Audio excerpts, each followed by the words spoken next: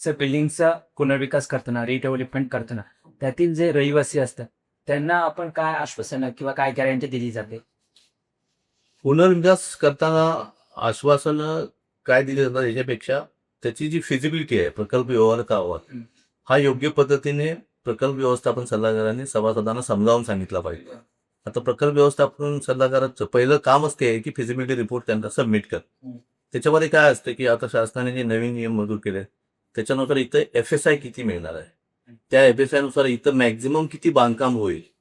मग त्या बांधकामामध्ये जर सिडकोनं बांधलेली घरं असतील तर काही भाग आपल्याला सिडकोने महापालिकेला घरं बांधून द्यायचं आहे. विकासकाला प्रकल्प व्यवहार्य होण्याच्या दृष्टिकोनातून काही क्षेत्र जाणार आहे आणि मग राहणारं जे क्षेत्र आहे ते आपल्याला मिळेल आणि ते मग पूर्वीच्या कार्पेट एरियापेक्षा किती प्रमाणात जास्त आहे.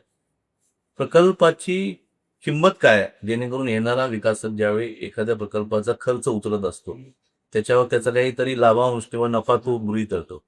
तर हा एकत्रित त्याचा मिळणारा जो महसूल आहे त्याच्यासाठी तिथे सुरू असलेले विक्रीचे दर काय आहेत, त्यानुसार त्याला किती क्षेत्र लागणार आहे. तर ह्या सगळ्या गोष्टी फिजिबिलिटी रिपोर्टमधून समजल्यानंतर वास्तववादी जी अपेक्षा असेल त्यानुसार वाढीव एरिया लोकांना मिळतोच. म्हणजे आता आहे त्याच्यापेक्षा जास्त एरियाचं घर मिळणं.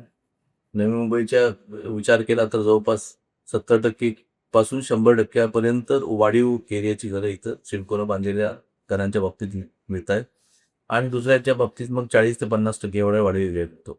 त्याच्याशिवाय 3 वर्ष तुम्ही जर बाहेर राहणार तर त्याचं भाडं, डिपॉझिट, शिफ्टिंग, रिशिफ्टिंग, कॉर्कस पण मिळतो. आपल्याला जे टॅक्सेस किंवा प्रीमियम भरायचे ते सगळे विकास काम आपण मोठे असतात. आणखी एक उच्च दर्जाच्या तंत्रज्ञान वापरून नवीन इमारत तेही पार्किंगची सुविधा, आता जुन्या इमारती बघितल्या त्याच्यामध्ये पार्किंग नाही आहे, लिफ्टची सुविधा नाही आहे, ॲम्युनिटी फॅसिलिटी नाही आहे. तर ह्या सगळ्या गोष्टी सुद्धा त्याच्यामध्ये आपल्याला मिळतात. तर हे पाहिजे